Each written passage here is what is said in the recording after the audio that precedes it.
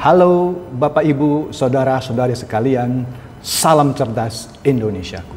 Berjumpa lagi kita pada konten saya yang memberikan wawasan dan mudah-mudahan mencerdaskan Bapak Ibu dan saudara-saudari sekalian. Pada kesempatan kali ini, pertama-tama saya mengucapkan turut seperasaan dan simpati kepada para korban alimama palsu.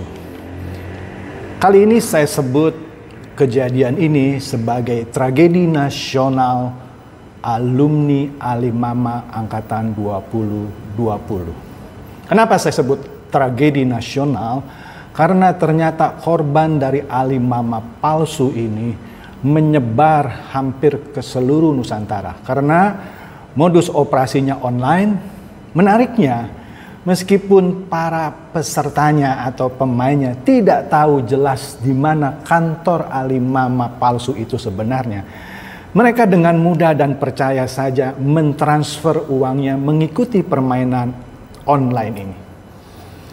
Terlebih lagi dengan testimoni para leader yang katanya sudah berhasil bisa mendapatkan 10 juta rupiah. Siapa yang tidak tertarik?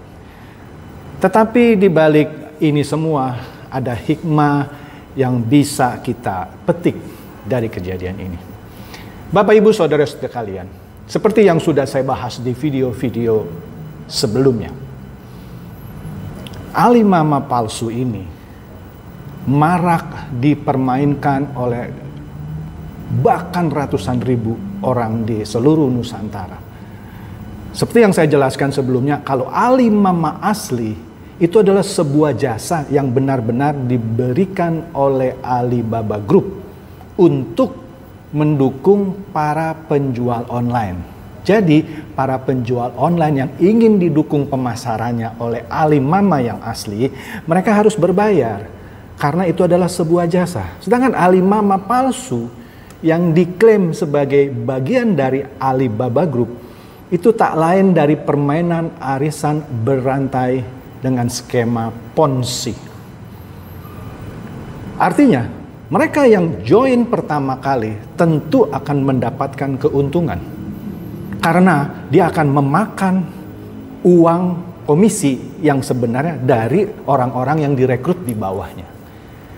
Menariknya, orang-orang yang direkrut di bawahnya juga tidak sadar bahwa uangnya akan dimakan oleh leadernya. Dan dia pun terus mencoba mencari member-member di bawahnya yang secara sadar atau tidak sadar untuk dimakan lagi oleh mereka yang merekrut orang-orang yang di bawahnya. Demikian seterusnya ke bawah. Artinya apa? Jika proses perekrutan ini stop pada satu titik, maka proses ini selesai secara natural. Atau jika pihak otoritas bergerak lebih cepat, maka mereka akan diblokir terlebih dahulu. Nah, pada kasus alimama palsu ini, kira-kira seminggu yang lalu, sebenarnya saya mendapatkan tawaran.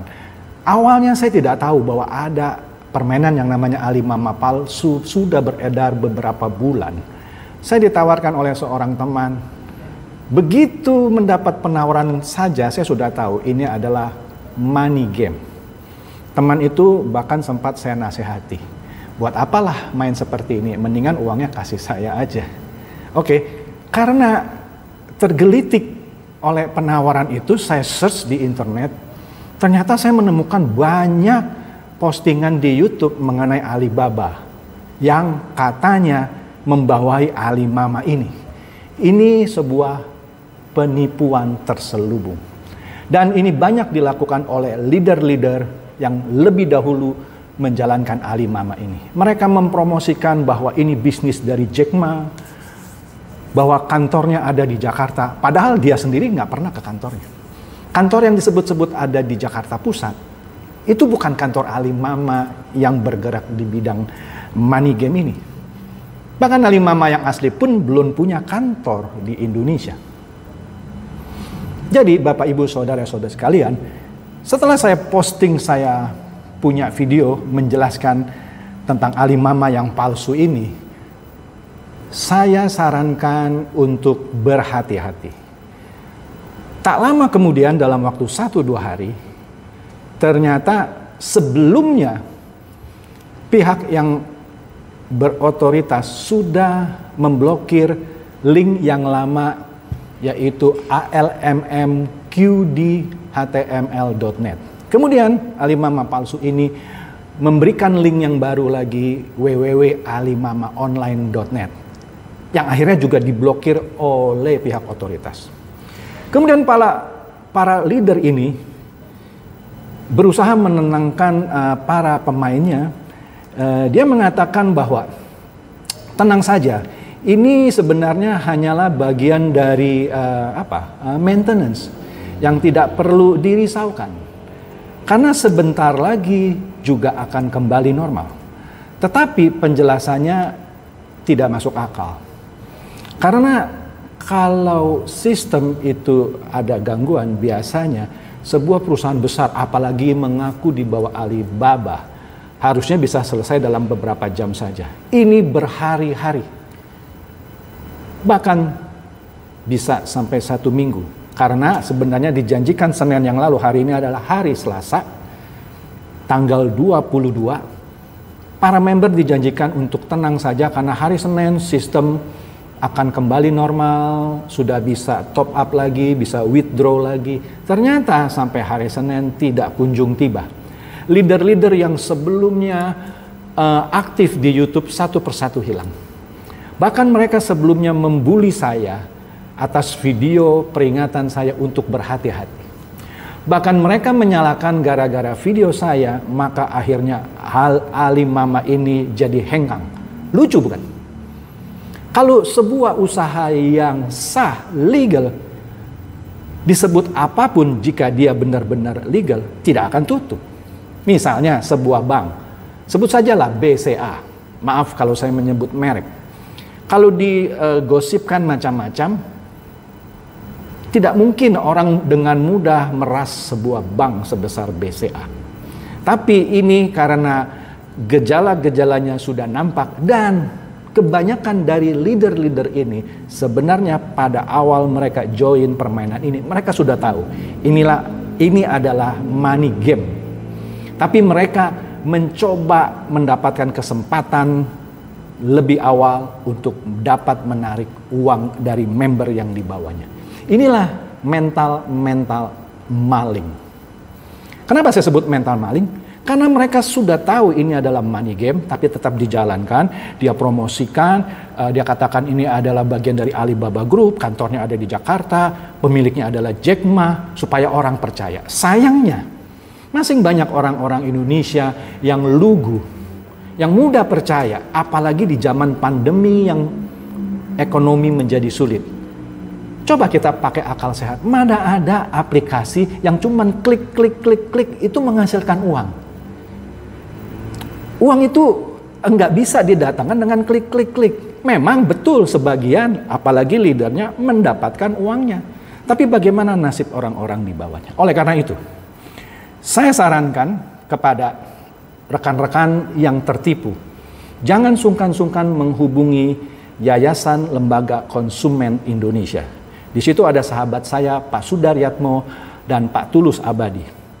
Anda juga bisa hubungi LBH Jakarta. Mereka punya pengacara-pengacara yang handal untuk Anda. Atau Anda bisa hubungi LBH Mawar Saron yang dipimpin oleh Pak Hotma Sitompul. Dan saya dengar juga beberapa dari korban ini sudah menghubungi Pak Hotman Parisutapea. Yang berarti mereka sudah sadar bahwa mereka tertipu. Dan sebagian lagi sudah melaporkan kasus ini ke beberapa polda di daerah-daerah. Jadi saran saya, next time, jika Anda mendapatkan penawaran seperti ini, mendapatkan uang besar dalam waktu sesingkat-singkatnya, Anda seharusnya patut curiga. Dari mana uangnya? Siapa yang membayar Anda? Yaitu orang-orang yang di bawah Anda. Jadi kalau Anda ikuti permainan ini, sebenarnya Anda juga mencuri uang-uang yang ada di bawah Anda, yang Anda undang. Oleh karena itu, lucu misalnya kemarin tersebar berita ini adalah maintenance karena ada dua rekening pemain Alimama palsu ini dihack. Masa gara-gara 2 rekening pemain Alimama palsu dihack ini harus maintenance berhari-hari? Kemudian keluar aturan yang berubah-ubah. Jika Anda punya saldo di bawah 2 juta, Anda harus top up dulu 1 juta baru bisa withdraw. Dari mana? Kemudian berubah lagi, saldo minimum harus 10 juta. Jika di bawah 10 juta harus top up dulu. Jadi kalau Anda punya saldo misalnya 3 juta harus top up dulu. 1 juta baru boleh tarik. Kan lucu, mana ada sih orang mau tarik harus top up dulu. Dari peraturan-peraturan yang berubah-ubah dan tidak masuk akal ini, seharusnya jika Anda cerdas, Anda bisa tahu Anda sudah masuk ke dalam sebuah scam penipuan. Demikian tips dari saya. Semoga mencerahkan bagi Bapak, Ibu, Saudara-saudari yang belum subscribe, silakan subscribe dan tekan loncengnya untuk dapat notifikasi dari konten-konten berikutnya yang saya upload. Terima kasih.